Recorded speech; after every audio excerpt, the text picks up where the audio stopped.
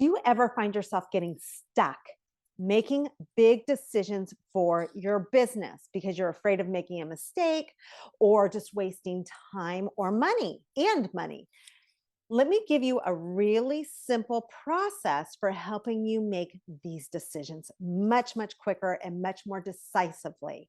What you want to concentrate on is knowing where you're going. So in Fuel the Fire, we call these your big summit goals.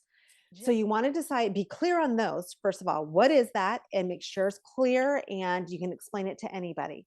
So that's number one. Number two, what is this decision that you want to make? Is it in alignment, direct alignment with your big summit goal?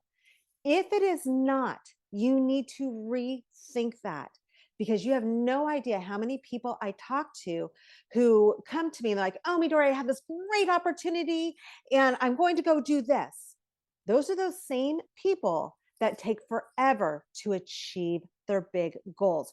Those who are very successful stay focused in alignment and take massive action daily and weekly and monthly continuously to get to that big summit goal.